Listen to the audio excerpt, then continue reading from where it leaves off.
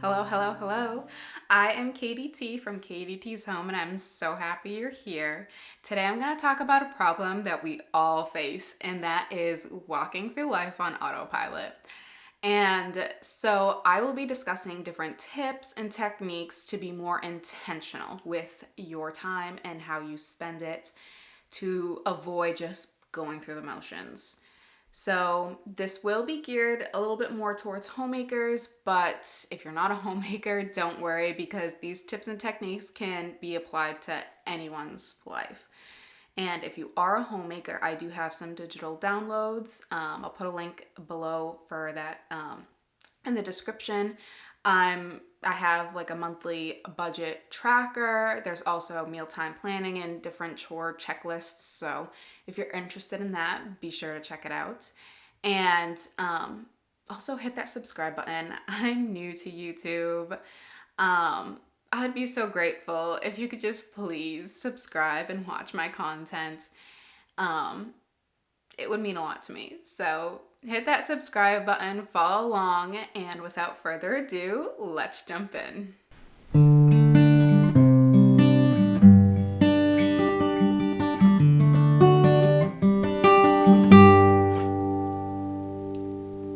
So the first tip on how to live with intention is to know your why. And without knowing your why, the other tips later on will be less meaningful. So you need to start with knowing your why.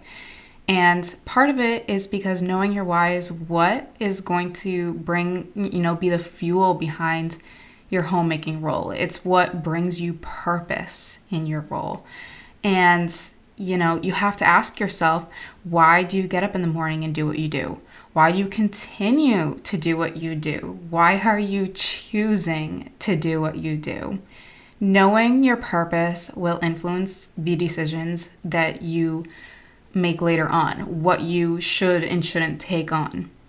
So, for example, my why is because I want to cultivate a life that I love.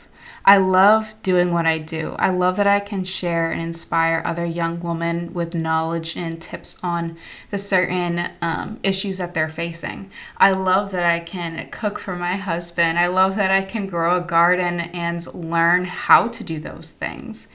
And if you're struggling to think of your why, then perhaps it's time to make a change. Try spending more time with the good people in your life. Make more room for alone time with God, or even try picking up a hobby that you've been wanting to do for quite some time. And it doesn't have to be expensive either. I mean, I know some hobbies are super expensive and you can't really find a workaround, but like if you want to take on a dance class but you can't afford it, try finding someone on YouTube that you can follow the steps on how to dance and dance in your living room. You might feel a little silly at first, but I'm telling you, it will be completely worth it.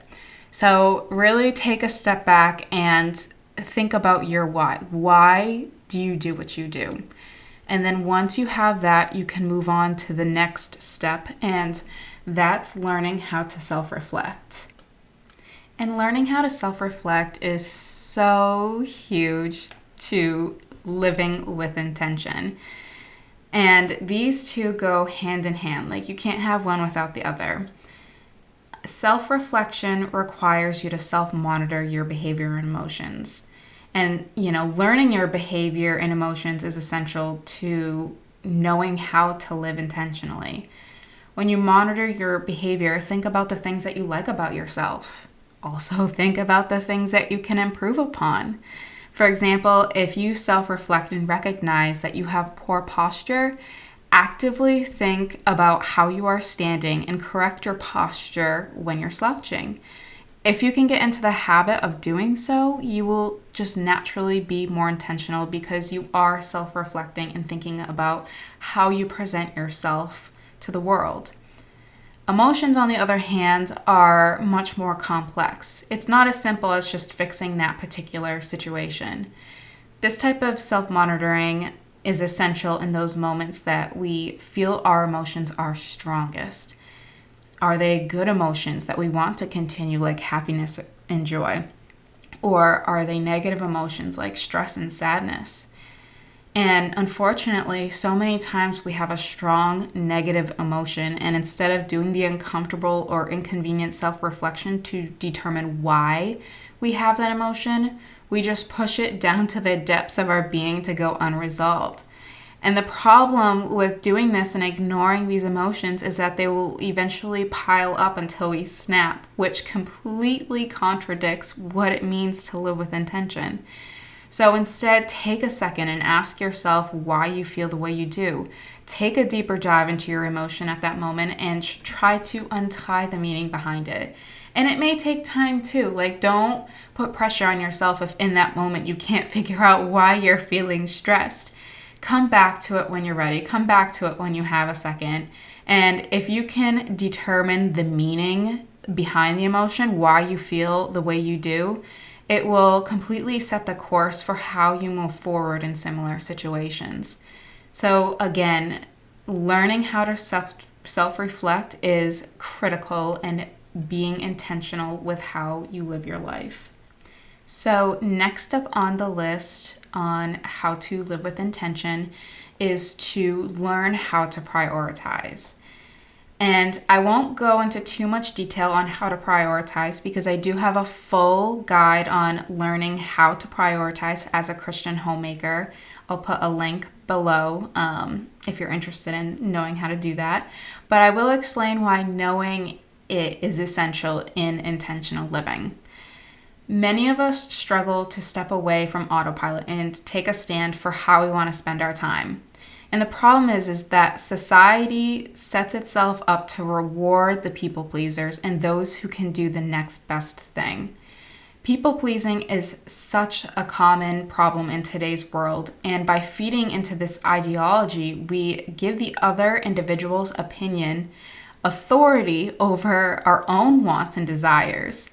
And as a result, this leaves someone doing the things that they really don't want to do, all in the name of what others will think.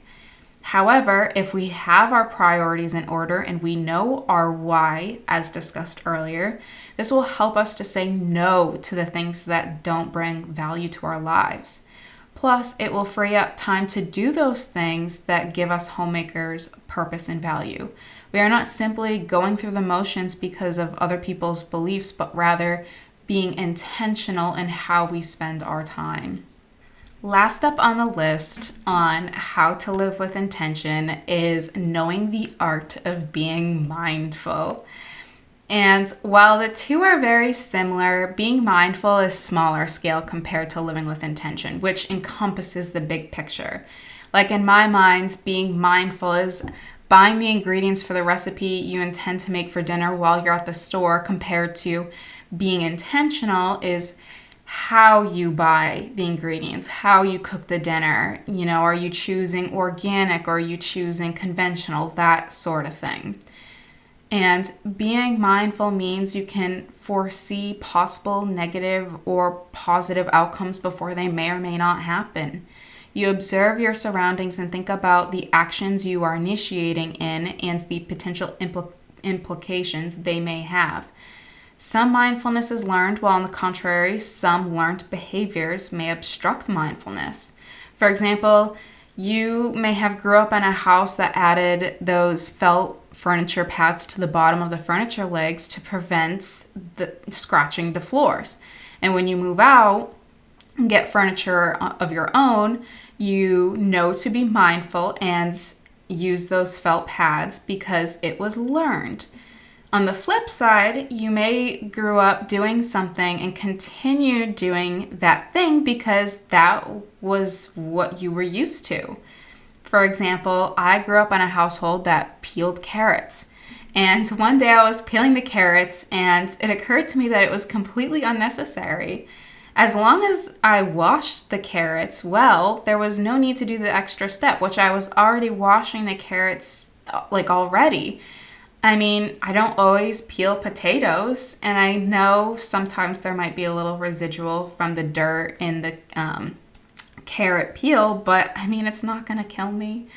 And generally speaking, I feel like a lot of the nutrients are in the skin of the produce. So by removing it, I'm missing out on all those potential nutrients. So from now on, I just don't bother with peeling carrots, and it saves me so much more time in the kitchen.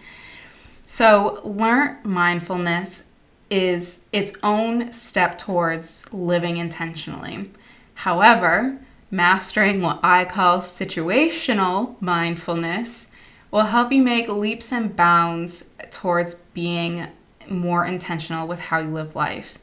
And situational mindfulness is when you are in a situation and you exercise that part of your brain to try to prevent certain negative outcomes from happening. So if you can master that, you will be golden. But yeah, that's it. The 4 techniques to live life with intention as a young woman in your homemaker role. I hope you enjoyed, and if I didn't convince you before, hit that subscribe button. It would mean so much to me. And like I said, I am a new content creator for YouTube, so please comment below because I would love your feedback. If you love what I do, then I want to know because it gives me direction to creating content that you really want to see. So comment below, and I hope this post has helped you, and I will see you next time. Bye!